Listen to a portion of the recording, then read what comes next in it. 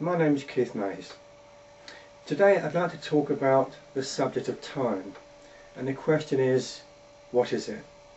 What is time? When we think of time, we're used to thinking of the ways in which we measure the passing of time and not thinking of time itself. In order to try and come to some idea of what time may be, I've broken the subject down into three different areas. One is, how does time flow? The second is, does time flow in only one direction? And thirdly, is there a constant universal time, a constant clock that we can all refer to? So, how does time flow? The question here is a simple one relating to, does it flow continuously or does it flow in small steps? Now, by small steps we can imagine that to be like the frames of a video, where because they're so small they appear to the eye to be continuous movement, but they're not. They're small individual steps. Now, could it be time moves that way, or does time move in a smooth continuous flow without any breaks? Well, obviously we cannot see any breaks with the naked eye, so we have to go to science and see if we can find out that way. And one of the ways that can be tested is to look at a chemical reaction taking place, because chemical reactions take place in a very, very tiny fraction of a second, virtually instantaneous. And if we can devise a way of watching a chemical reaction, we may be able to determine if it happens in slices or if it's continuous. The test has been carried out, and it was used using pulsating lasers to watch a chemical process taking place. And this method enabled time to be sliced down to as small as a femtosecond. You may ask, what is a femtosecond? A femtosecond is 1,000th of 1 trillionth of a second. Now, when I first read that, I couldn't really get a handle on it. How can you measure that? How small is it?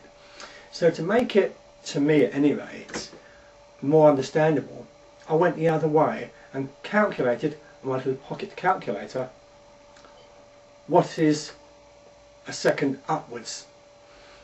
Now, it worked out that a second is to 32 million years going up the way as it is to a femtosecond going down the way. Imagine that. That's the same fraction, 1 second to 32 million years. So having sliced time up that small, what did we find? We found smoothness. There was no slicing up, there was no frames to detect. So all we know at this stage is that either time is continuous or it's moving. The frames are a lot smaller than 1,000th of 1 trillionth of a second. Okay, does time flow in only one direction then? We perceive time as moving from the past to the present and onward to the future, whatever may be in the future for us. Can it move backwards? Well, in the subatomic world it can and does. It may seem strange, but at the subatomic level particles can interact, become something else and then recombine. And by looking at the particles that have recombined, there's absolutely no way of telling what state they were in before. And particles do actually travel backwards in time. The explanation is long and complicated, and you need to delve into quantum mechanics to find out the answers to that. But for now, take my word for it, we have scientific proof particles move backwards in time. So can we do that in the macro world, in the real world? It would appear not, but that's not to say it can't happen. Indeed, there are some scientific theories that suggest that it may be possible to travel back in time using the boundaries of black holes and so on. But that's another story. Time appears to move in only one direction at the macro level, but at the subatomic level, time appears and does move backwards. So do we have a constant universal time, a constant clock that we can all set our watches to and agree that this is the time? Well, the answer to that one is a resounding no. There's no such thing as a standard clock, because as Einstein showed with his calculations on relativity, time changes and time slows down or speeds up in relation to how fast you're moving.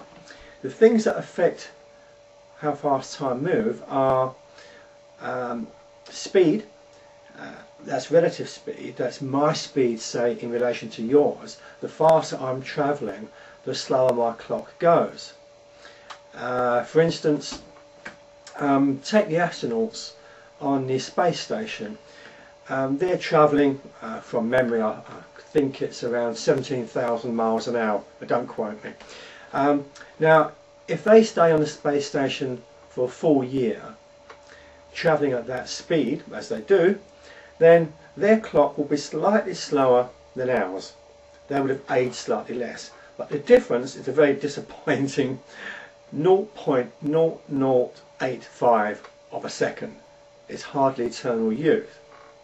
However, if you start getting up to the speeds that Einstein was interested in, relativistic speeds approaching the speed of light, then at 95.5% of the speed of light, which is a massive speed when you consider that light travels at 186,000 miles per second, at 95.5% of light speed, time slows to 1/10 of our normal non-moving time, if you like to put it that way.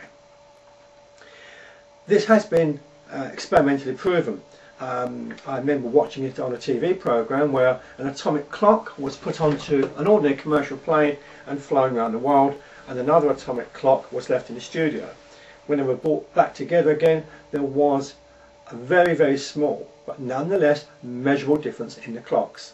The one that had been on the plane journey was running slightly slower. It's a fact. So there is no universal time. We all experience it differently. So the questions we need to ask ourselves about time are this. For instance, how long is now? How long does the present last? What happens to the present when it's gone?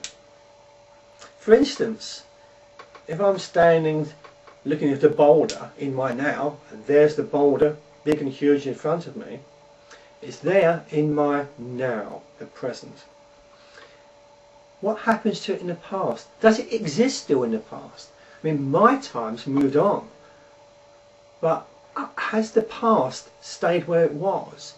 Does that history remain? Is it there permanently? And it's just me that's moving on. Also, is the future just out there waiting? Is it preset? Is it sitting there while we all move towards it, like moving towards the end of a film? I hope not, because if that's the case, then we have no free will. It's all set, and I don't believe that. How long does now last? What do we mean by now? My now is different to your now. I mean, I can experience a thing now that you might experience another few seconds later. This is film for one. The light from the sun takes 8 minutes 20 seconds to reach us. If the sun went out now, it would take 8 minutes 20 seconds before we realised it. So when we say now, we're talking about as we experience now. To us, it's a very personal thing. There's no universal now.